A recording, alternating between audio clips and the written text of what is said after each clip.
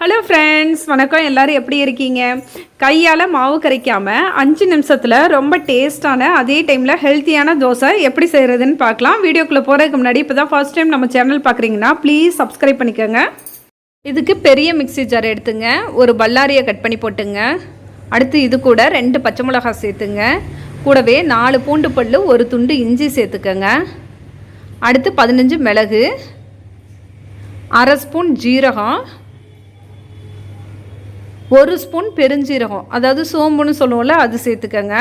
அடுத்து இது கூட நான் ஒரு 3 ஸ்பூனு கிட்ட தேங்காய் துருவல் சேர்த்துக்கிறேன். அதாவது அரை முடி தேங்காயில் ஒரு 3 கீத்துன்னு சொல்லுவோம்ல, அது மாதிரி சேர்த்துக்கங்க.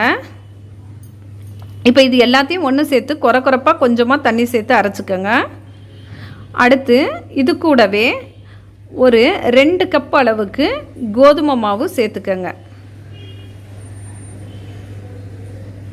தேவையான அளவு உப்பு, இந்த மாவுக்கு எவ்வளோ உப்பு தேவையோ அந்தளவு உப்பு சேர்த்து, இப்போ 2 கப்பு மாவு எடுத்துருக்கிறதுனால நான் ஒரு 2.5 கப்பு கிட்ட தண்ணி சேர்த்து திரும்பவும் அரைச்சிக்கிறேன். இங்கே பாருங்கள், அவ்வளோதான். கையால் கரைக்க தேவையில்லை.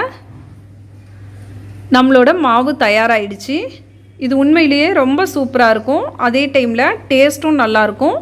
உங்களுக்கு தண்ணியாக இருக்கிற மாதிரி இருந்துச்சுன்னா இன்னும் கொஞ்சம் கூட மாவு சேர்த்து அரைச்சிக்கலாம். ஆனால் இதுதான் கரெக்டான பதம். கையால் மாவு கரைக்கும் போது கொஞ்சம் லேட்டாகும். அதே டைமில் கட்டியாகவும் தெரிகிற மாதிரி இருக்கும். அதையும் இந்த மாதிரி மிக்சியில் கரைக்கும் போது ரொம்ப சீக்கிரம் வேலையும் முடிஞ்சிடும், கட்டியும் இருக்காது, நல்லாவும் இருக்கும்.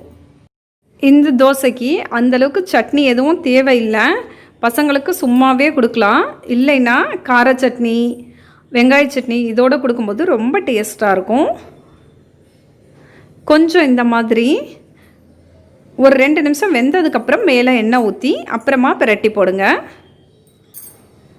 கோதுமை தோசையே வேணான்னு சொல்கிற குழந்தைங்களுக்கு நீங்கள் இந்த மாதிரி தோசை செஞ்சு கொடுத்தீங்கன்னா கண்டிப்பாக விரும்பி சாப்பிடுவாங்க. அடுத்து சர்க்கரை நோயாளிகள்லேருந்து எல்லாருமே இதை தாராளமாக சாப்பிட்லாம். இது அந்தளவுக்கு டேஸ்ட்டாகவும் இருக்கும், கூடவே உடம்புக்கும் ரொம்ப நல்லது. அவ்வளோதான், நம்மளோட சூப்பரான தோசை தயாராகிடுச்சு. இது கூட நீங்கள் சட்னி, சாம்பார் எது வேணால் வச்சு சாப்பிட்லாம். இது நைட்டு, காலையில் இந்த மாதிரி எந்த டைம் வேணாலும் சாப்பிட்லாம். ரொம்பவே ஆரோக்கியமானது. இந்த வீடியோ உங்களுக்கு பிடிச்சிருந்துச்சுன்னா ப்ளீஸ் லைக் பண்ணுங்கள், ஷேர் பண்ணுங்கள், சப்ஸ்கிரைப் பண்ணுங்கள். தேங்க்யூ.